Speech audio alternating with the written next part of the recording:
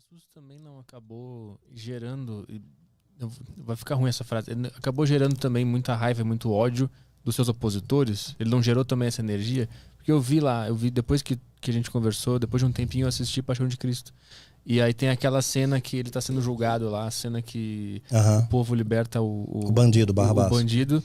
E naquele momento eu vi que, em primeiro lugar, a voz do povo não é a voz de Deus. Não é a voz de Deus. Nesse momento eu já achei muito estranho, mas também aquela raiva toda que as pessoas estavam querendo que aquele cara se fudesse e apanhasse. Não era uma energia ruim que equilibra com o amor dos que gostavam dele? Como é que explica ele ter gerado? Como o povo é volúvel. Quando você realmente ama a Deus, você morre por Deus. Hoje eu posso fazer minhas as palavras de Paulo. Meu viver é Cristo, a morte é lucro. Mas quando você apenas tem uma fé, digamos assim, mais rasa, mais superficial, você é volúvel, né? Então aquele povo que pediu a crucificação, certamente eles viram milagres de Jesus, ouviram falar, né? Da água virar vinho. Quando você para pensar, quimicamente, a água virar vinho, é uma loucura.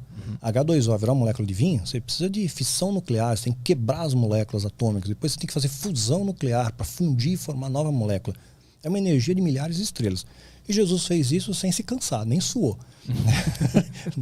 Nem suou para isso. Então, viram a multiplicação dos peixes, dos pães, tudo mais, mas de repente alguém falou, um líder falou, o fariseu, que era o líder eclesiástico majoritário, que era uma referência para aquele povo, eles eram os estudiosos, os guardiões da lei.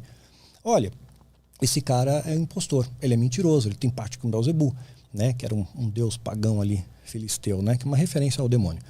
Então, ele tem parte com Belzebu, ele é mentiroso. Aí o povo, ele é mentiroso. Outro, 3, 4, 5 falando, todo mundo é mentiroso. Eu vejo isso na internet, nas redes sociais, é muito fácil. Você vê lá, você posta alguma coisa, tá todo mundo fofinho, né? Tudo, que legal, que bênção, coração. Aí tem alguém, eu não concordo com isso. Aí já vem uma galera, eu também não concordo. Eu pensei, mas eu não escrevi, agora eu escrevo. E aí começa todo pau lá, e começa a se brigar um com o outro.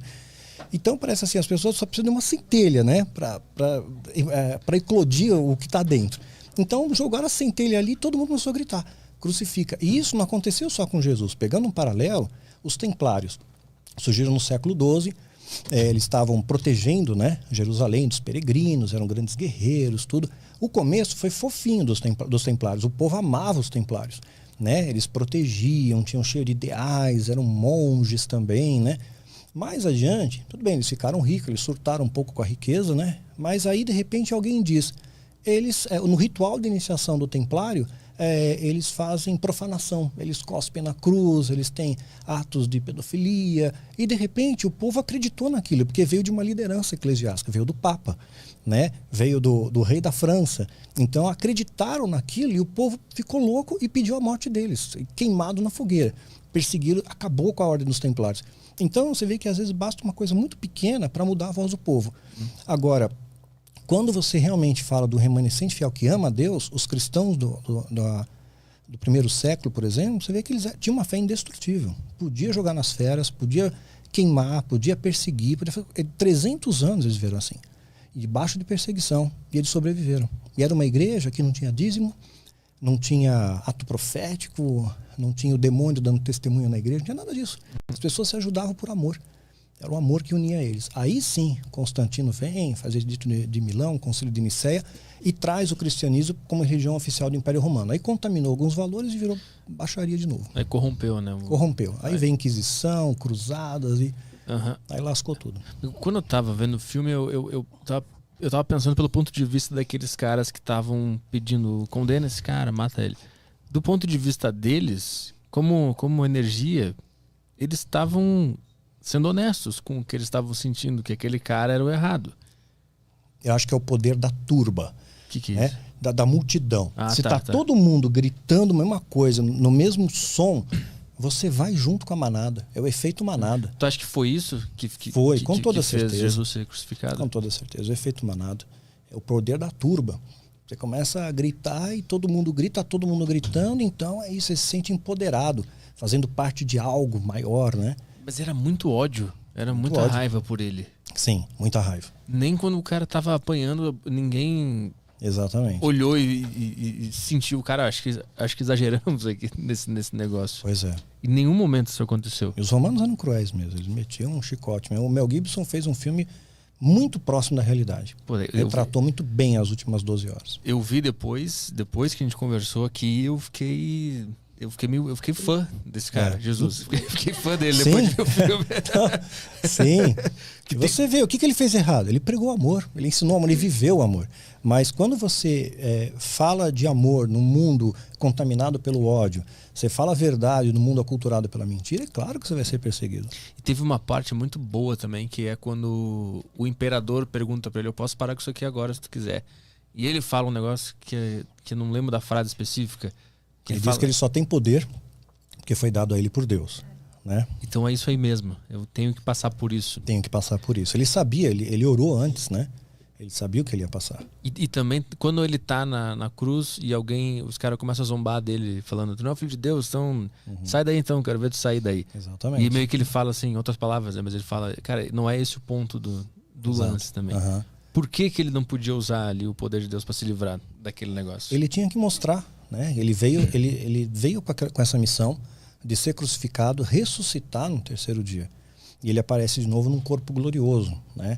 Um corpo diferente. Ele apareceu entre a sua ressurreição e a sua ascensão, que ele vai aos céus. Um período de 40 dias ele apareceu para mais de 500 pessoas. Então todos eles que foram testemunhas desse ato, né, da ressurreição e da ascensão, têm a legitimidade de serem chamados de apóstolos, por exemplo. Foram testemunhas oculares. Quem não foi testemunha não pode ser. Lucas andava com Paulo, Lucas não tinha chancela de apóstolo, não pode ser, era um historiador. Escreveu o Evangelho de Lucas, mas é só um historiador. Marcos também, o Evangelho de Marcos foi escrito por Marcos que não conheceu Jesus. Então ele não pode ser apóstolo. Paulo pode, foi o último que Jesus apareceu. E hoje em dia está cheio de apóstolo aí, né? Está cheio de apóstolo por aí. Não foram testemunhas. Pedro fala lá em Atos, capítulo 1, né? Olha, é necessário que seja testemunho ocular da crucificação. E eles fazem isso na maior cara de pau do mundo, meu. Me convidaram para ser apóstolo, não aceitei, deu um quiprocó. Anos atrás, eles tinham um projeto de fazer uma coalizão apostólica no Brasil com 12 apóstolos que iam trazer restauração para o Brasil.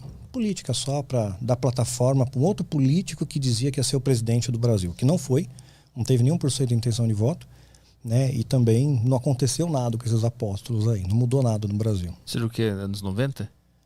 Ou mais recente? Não, uns 90. Anos 90. Só para tentar mais ou menos, ver acho que quem isso. pode ser. 90, talvez um pouco mais até, viu? 98, por aí. E depois também, quando ele de fato morre, ele dá um terremoto, né? Cai raio, começa a se quebrar tudo. Há uma escuridão. Aí que é interessante você ver a concatenização bíblica. Porque quando você pega a referência que houve 3 horas de trevas na Terra, né, humanamente a gente não tem como explicar muito bem isso, que um eclipse não dura 3 horas. Né, mas está escrito que houve trevas, né, da hora sexta à hora nona, seria o equivalente do meio-dia às 3 horas da tarde, depois o véu do templo se rasga, e a partir daquilo ali é uma simbologia, não tem mais o santo dos santos no templo onde era a presença de Deus. Agora Deus se faz presente em nós. Isso é muito legal. E quando você volta lá no Egito, a 9ª praga do Egito foi também escuridão. Teve escuridão sobre toda a terra do Egito, trevas. E Jesus, trevas também. Foi uma concatenização aí. Logo depois das trevas é a morte do primogênito. Morre todos os primogênitos do Egito, exceto aqueles que eram os hebreus, que colocaram sangue nas portas e tal. Aí Jesus pega, e ele é o primogênito, né? Ele é o filho de Deus ali, que veio trazer libertação para o mundo. Então você vê uma alegoria ali. Moisés ele trouxe libertação para aquele povo, e Jesus traz uma libertação para nós de novo. Exatamente na época da Páscoa.